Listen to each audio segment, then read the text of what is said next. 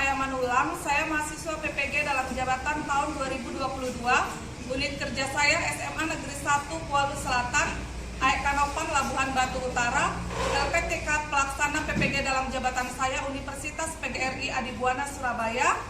Ini adalah bukti kartu pendaftaran UKIN saya, dan saya hari ini pada tanggal 5 Oktober 2022 akan memulai video pembelajaran saya di kelas 12 MIA 1 SMA Negeri 1 Kuala Selatan. Terima kasih. Selamat siang semuanya. Siap. Gimana kabarnya hari ini? Sehat? Ya. Ya, sekretaris, mana sekretaris? Ada yang absen, nak? Tidak, Bu. Iya, hadir semua. Nah, sebelum kita memulai pelajaran kita, alangkah lebih baiknya kita buka dengan doa biar proses pembelajaran kita berjalan dengan baik. Ketua kelas, ya, ayo silakan pimpin doa, nak. Sebelum memulai pelajaran hari ini, ada baiknya kita berdoa dulu dan kita masuk doa dimulai.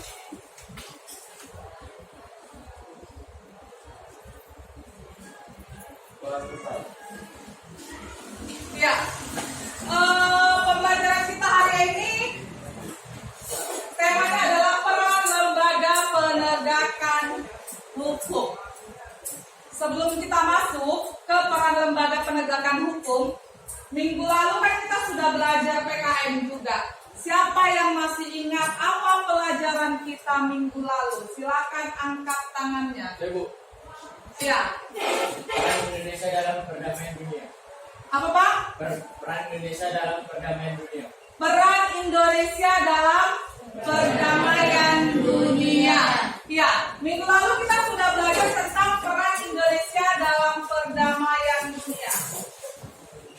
Ayo, siapa yang masih ingat? Apa contoh peran Indonesia dalam perdamaian dunia? Siapa yang masih ingat? Apa contoh peran Indonesia dalam perdamaian dunia? Boleh angkat tangannya.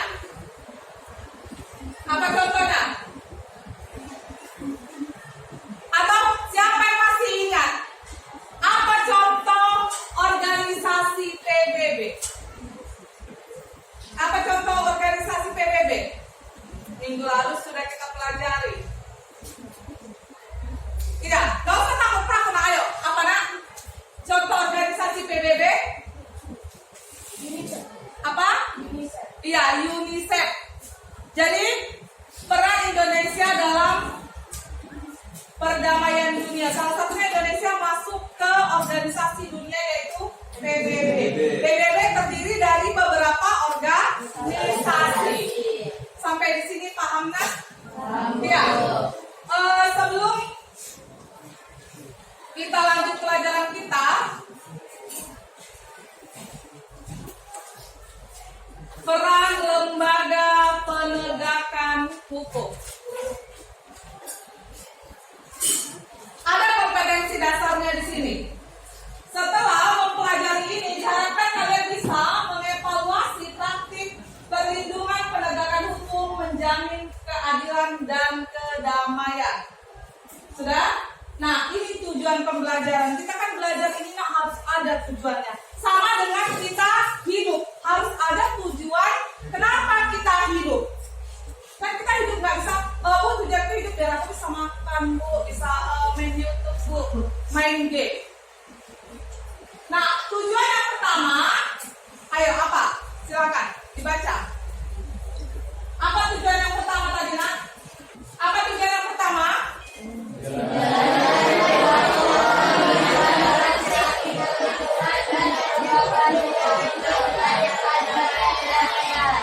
Ya, menjalankan perilaku yang beriman dalam praktik perlindungan dan penegakan hukum untuk menjamin keadilan dan kedamaian. Kenapa katanya kita harus menjalankan perilaku yang beriman? Karena kita adalah manusia yang memiliki agama. Sudah? Baru tujuan yang kedua yaitu apa, nak?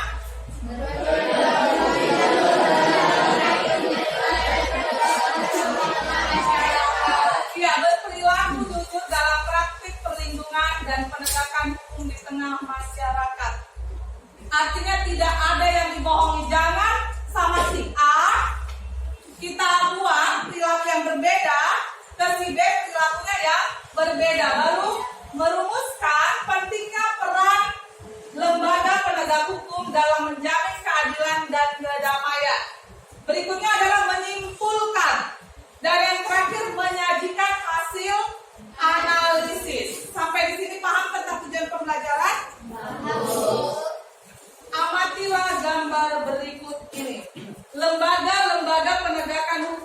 Indonesia. Siapa yang tahu? Gambar yang pertama itu gambar apa yang pakai topi itu? Gambar apa? Polisi. Yang kedua, yang baca buku yang hidungnya panjang kali itu? Jaksa. Baru yang ketiga? Hakim. Yang keempat? Iya, pengacara. Pentingnya peran lembaga penegakan hukum. Yang pertama, kenapa penting lembaga-lembaga penegakan hukum? Kemarin sudah Ibu katakan bahwa negara ini ibarat seorang manusia yang tidak bisa hidup sendiri tanpa bantuan orang lain. Nah, sama juga negara. Nggak bisa negara ini bekerja dengan sendirinya, harus ada yang menjalankan. Makanya penting lembaga penegak hukum, yaitu untuk menciptakan tatanan masyarakat yang adil, damai, dan sejahtera. Dibuatlah lembaga-lembaga. Setelah itu dibuat peraturan-peraturan. Jadi ada dia, misalnya terjadi kejahatan, siapa yang menangani kasus di bidang kejahatan ini? Sudah, misalnya tentang masyarakat yang kurang mampu, siapa dia yang menangani tentang kesejahteraan rakyat? Ada lembaganya masing-masing. Baru katanya hukum perlu ditegakkan agar Indonesia dapat mencapai cita-citanya, yaitu menciptakan keadilan sosial bagi seluruh rakyat Indonesia. Ya, cita-cita bangsa Indonesia merdeka tertuang dalam pembukaan Undang-Undang Dasar. Alinea yang keberapa? Alinea yang keberapa? Cita-cita Indonesia untuk mencerdaskan kehidupan bangsa. Keempat, kelima, alinea yang keberapa? Cita-citanya? Keempat, untuk menciptakan perdamaian dunia, baru mencerdaskan kehidupan bangsa. Itu alinea yang keberapa? Alinea yang keberapa? Kedua. Sudah di alinea kedua ada tertuang cita-cita Indonesia merdeka, yaitu mencerdaskan kehidupan bangsa, baru ikut serta dalam perdamaian dunia, artinya menghapus penjajahan di muka bumi, kan? Nah, baru berikutnya peran lembaga penegak hukum dalam menjamin keadilan. Di sini ada polisi. Nah, peran kepolisian.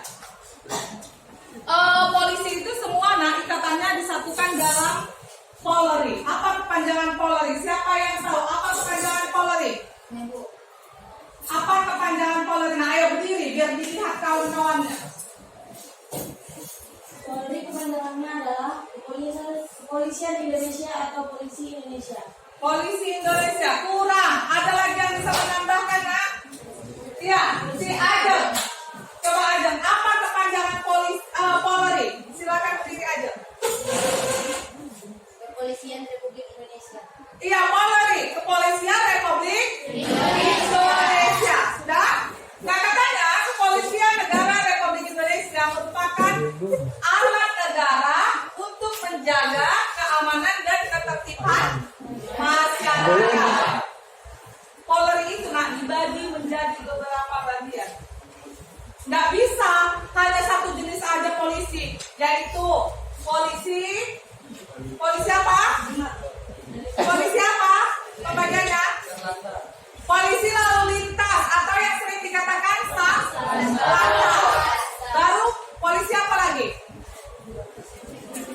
Reserse kriminal, khusus untuk menangani kasus-kasus kriminal.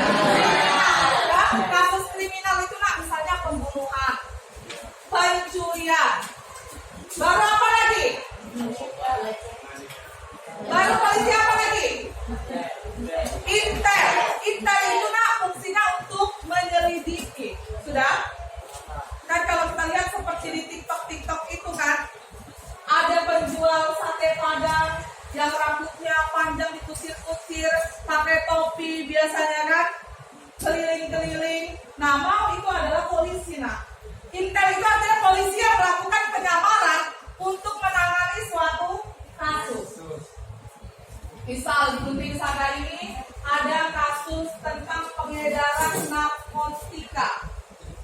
dicurigai bandarnya itu sedang berada di Gunting Saga ini kan nggak bisa lah polisi asal main tuduh-tuduh aja. Harus ada barang buktinya kan. Kayak mana cara mau mengumpulkan barang bukti? Yaitu harus dilakukan penyelidikan. Ada yang pura-pura jadi tukang beca, ada yang pura-pura jadi tukang bakso, sudah untuk mengumpulkan bukti-bukti. Sesudah bukti-buktinya terkumpulkan cukup dirasa, maka dilakukanlah penangkapan terhadap bandar narkoba itu. Tadi ada polisi intel, reserse kriminal, polisi satlantas, baru apa lagi? Ya, Samapta, atau yang sering kita kenal dengan Sabara, Mitra Kamtibnas, dan yang tujuannya untuk menjaga ketertiban masyarakat. Nah, itu biasanya adalah bagian sabarannya. Polisi-polisi yang baru masuk bagian sabarannya. Nah, mereka lah khusus untuk menangani ketertiban, misalnya demo itu biar jangan terjadi kericuhan. Nggak bisa yang menangani itu bagian lantas, nggak bisa bagian narkoba yang menangani itu, kecuali mereka kekurangan personil. Baru lagi ambil bala bantuannya. Sampai sini paham tentang Polri? Sudah paham? Ya, berikutnya peran kejaksaan. Coba dibaca apa katanya di situ peran kejaksaan?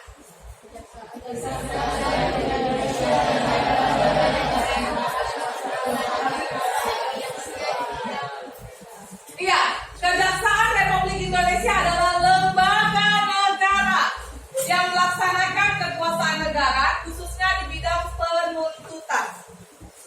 Udah, ketika ada kasus masuk ke pengadilan, ada nanti namanya P21. Kalau P21 itu artinya berkas-berkasnya sudah lengkap semua dan siap untuk disidangkan. Kan kalau sidang di pengadilan itu ada kalian duduk beberapa di situ pakai jubah-jubah kan? Nah, salah satunya ada jaksana. Makanya ditulis di situ adalah JPU, jaksa penuntut umum. Tugas dia adalah untuk menuntut. Misal, si Dimas suka sama seorang perempuan. Tapi si perempuan itu lebih suka sama si Ihsan.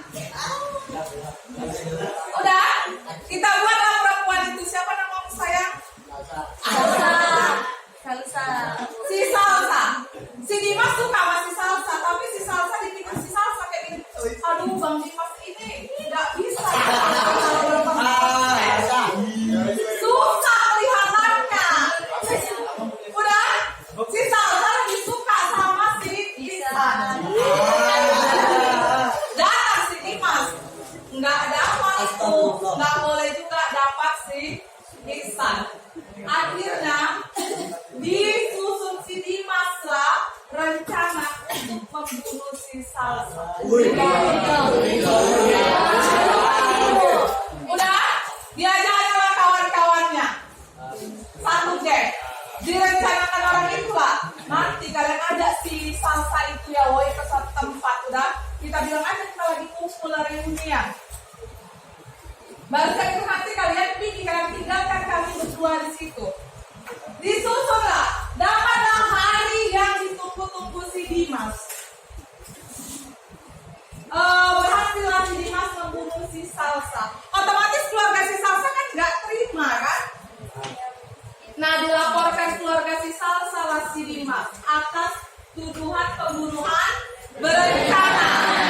Pembunuhan berencana itu di dalam kita undang-undang KUH pidana dikenakan pasal 340 pembunuhan berencana. Dilaporkanlah si Dimas. Setelah diselidiki, siapa penyidik? Siapa penyidik? Polisi. Setelah diselidiki kasus si Dimas oleh si penyidik dengan kasus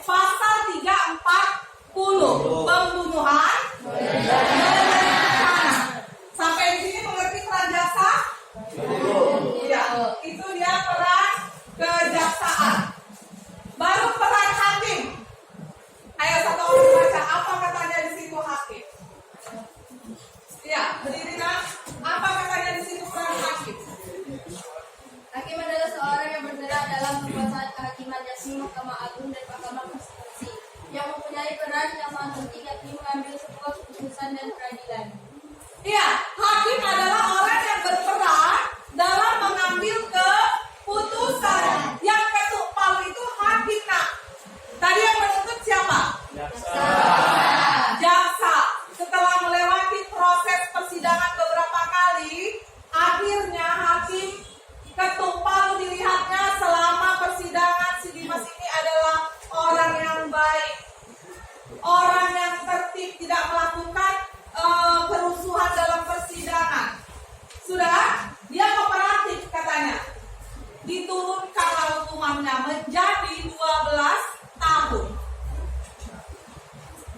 Diketuk palulah sama hakim. Tok, tok, tok, tok. Diponislah si Dimas hukuman penjara selama 12 tahun. Siapa yang memutuskan hukumannya itu? Hakim. Oke? Nah, peran advokat. Siapa yang tahu atau siapa yang kira-kira mengenal di sini advokat atau lawyer atau pengacara kondang di Indonesia? Ayo coba berdiri, nak. Siapa kira-kira pengacara kondang yang pernah kamu ketahui di Indonesia? Hotman Paris Hutapea. Yang lain selain Hotman Paris? Adnan Buyung Nasution. Ada lagi yang lain, Mak? Iya. Hotman Paris dikenal karena sudah banyak kasus yang diselesaikannya, ya kan? Hotman Paris dikenal pengacara Kopi Joni. Kopi Joni itu adalah warung kopi yang biasanya masyarakat kecil yang tidak punya uang untuk bayar pengacara datang ke situ untuk menjumpai Hotman Paris Hutapea atau sekedar berkonsultasi. Sudah? Nah, kita kembali ke kasus si Dimas tadi. Kan si Dimas udah diponis berapa tahun hukumannya tadi? Keberatan si Dimas. Diambilnya lah pengacara. Siapalah pengacaranya, kita buat pengacara si Dimas kira-kira? Siapa? Rehan SHDKK. Iya kan? Nah, si Dimas mengajukan banding. Nah, banding itu artinya mengajukan keberatan. Diajukannya lah banding. Tugas advokat lah yang untuk membela si Dimas.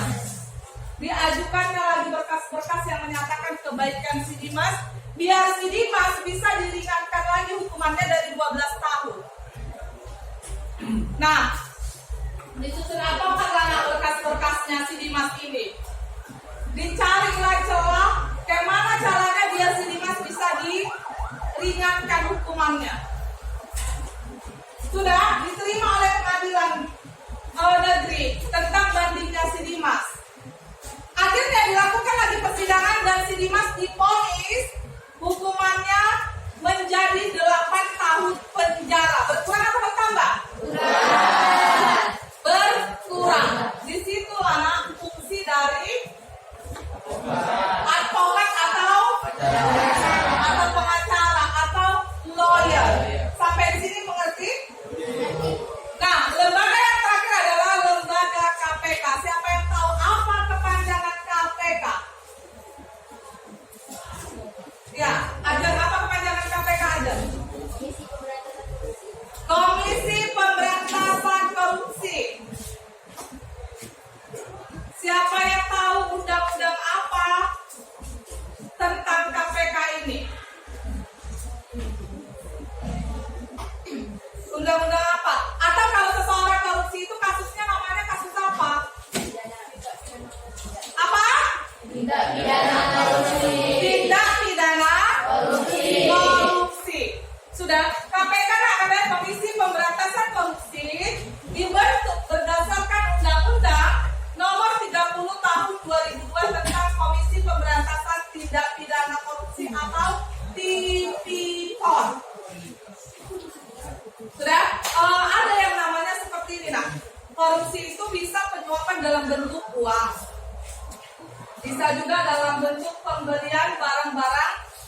warga atau gratifikasi. Ada di kasus korupsi itu namanya OTT. Siapa yang tahu apa itu OTT? Angkat tangan. Ya, coba berdiri nak. Apa itu OTT? Kuat suaranya. Operasi tangkap tangan. Iya, OTT, operasi tangkap tangan. Nah, OTT itu yang seperti apa tuh? Ketika kita buat lagi contoh yang lain, si Ajeng mau masuk PNS. Udah, dikira si Ajeng kekuatan untuk masuk PNS itu adalah berdasarkan keuangan. Terus si Agus menjabat sebagai Ketua DPR di Kabupaten Labuhan Batu Utara. Didengarnya kalau si Ajeng ini mau masuk PNS, Jeng, kita kan berkawan dari dulu, kita kan sohib, bestie katanya kan. Nah, daripada sama orang kau ngasih duitmu, aku aja kan selagi aku sekarang jadi Ketua DPR di Labuhan Batu Utara, kalau sama orang coy, aku kasih 300 juta mengambil PNS.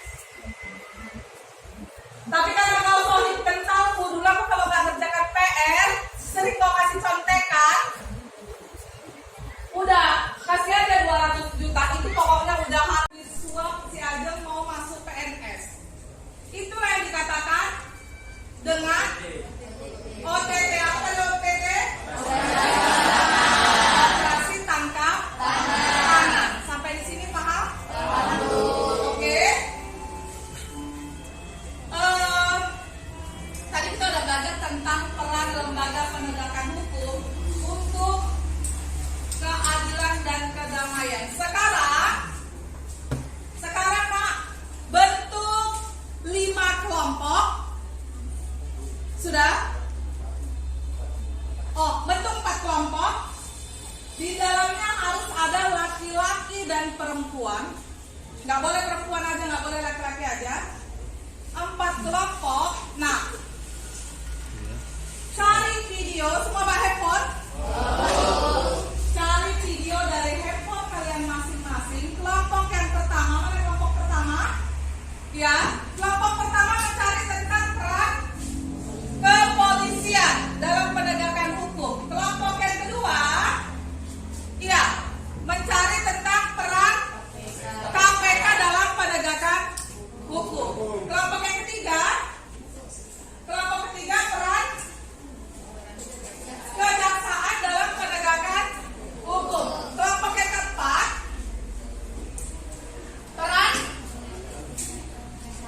peran advokat dalam penegakan hukum. Nah, cari videonya nak, baru nanti tiap kelompok menganalisis. Pertama membuat kronologi kejadian di video itu.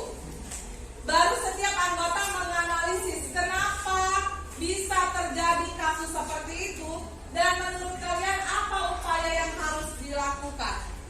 Sampai di sini mengerti? Ya, boleh silakan pakai handphonenya masing-masing dan kerjakan tugas kelompok kalian.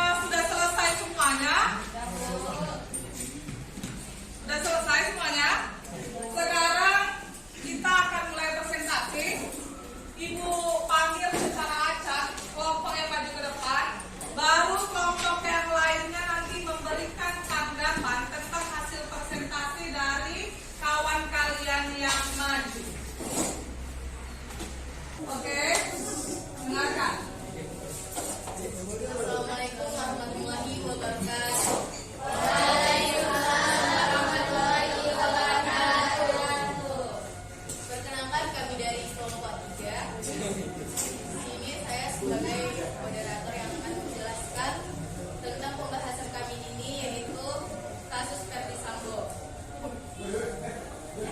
Adapun kronologi yang terjadi dalam kasus ini yaitu kasus pembunuhan berencana yang dilakukan Irjen Verdi Sambo sesuai fakta objektif, transparan, dan akuntabel. Adapun menurut pendapat kami tentang kasus ini, kasus tersebut haruslah ditindaklanjuti lebih cepat dan seharusnya kasus tersebut harus sampai ke meja hijau dan pelaku harus mendapatkan hukuman yang setimpal. Demikianlah. Kepada teman-teman, ada yang ingin menanyakan?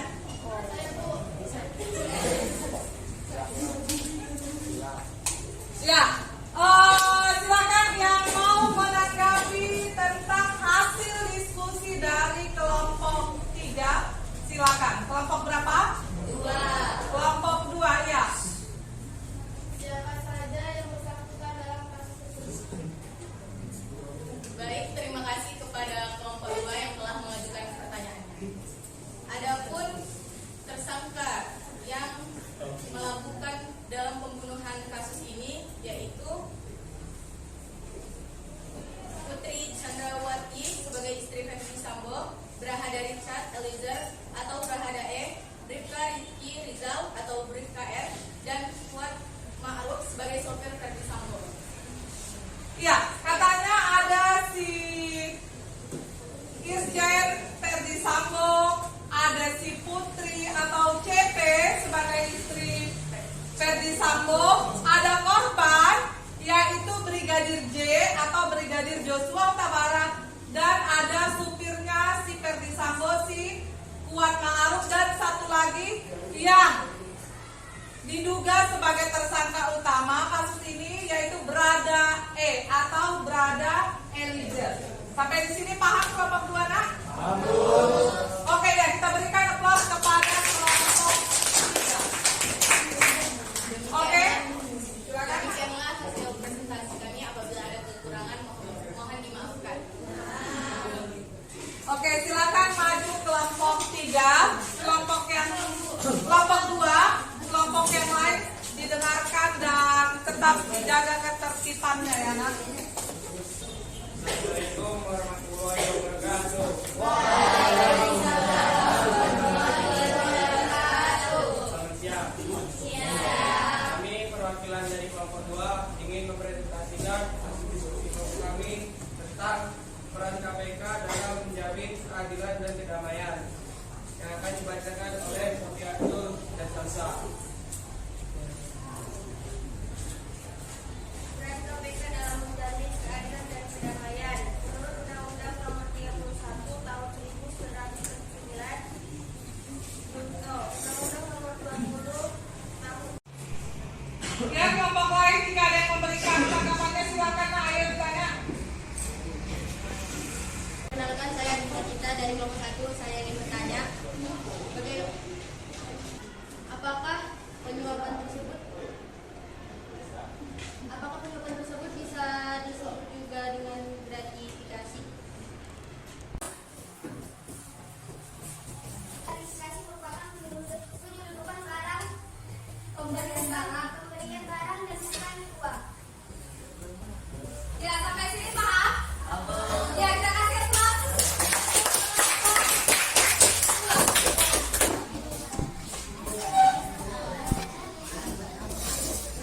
Oke, tadi sudah melakukan persentase tiap-tiap kelompok.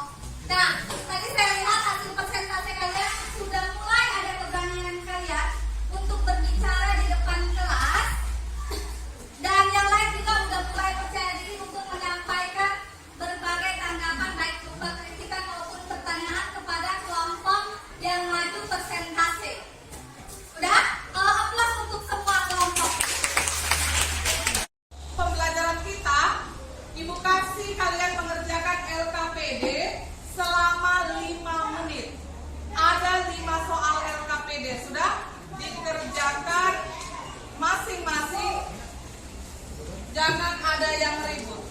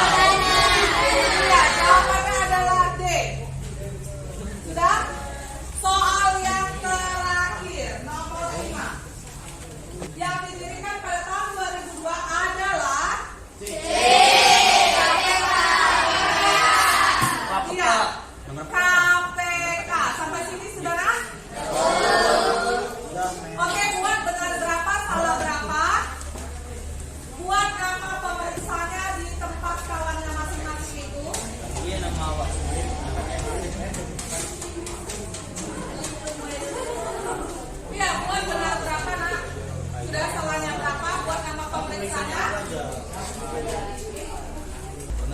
Ya, dengarkan Ibu. Tadi kita udah belajar tentang lembaga penegakan hukum dalam menciptakan kedamaian dan keadilan. Nah, apa kesimpulan yang bisa kita dapatkan dari materi kita hari ini? Apa kesimpulannya? Ya, apa itu tadi kepanjangan dari Polri? Siapa yang tugasnya untuk menuntut pelaku tindak kejahatan itu? Lembaga apa dia? Kejaksaan. Nah, jadi kenapa lembaga hukum itu penting dibuat? Yaitu untuk menciptakan suasana negara yang damai dan adil. Karena kalau tidak ada lembaga penegak hukum, maka negara ini akan menjadi kacau balau. Sampai di sini mengerti tentang materi kita? Oke. Sekarang silakan dikumpulkan LKPD-nya.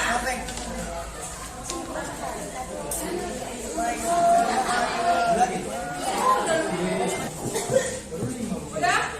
Sudah semua mengumpulkan LKPD-nya?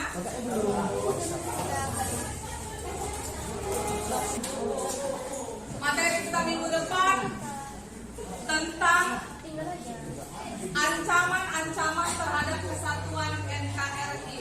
Hari ini kita belajar tentang lembaga-lembaga penegakan hukum. Nah, minggu depan materi kita adalah ancaman-ancaman terhadap kesatuan NKRI atau Negara Kesatuan Republik Indonesia. Nah, jangan lupa dikerjakan. Ada latihan soal di bab 2 dikumpulkan minggu depan. Setelah itu pelajaran apa, Nak? Sejarah Indonesia. Jangan ada yang keluar dari kelasnya masing-masing. Nah, tadi kalau kita awali dengan doa, alangkah lebih baiknya kalau kita tutup dengan doa. Ketua kelas, ayo silakan pimpin doa.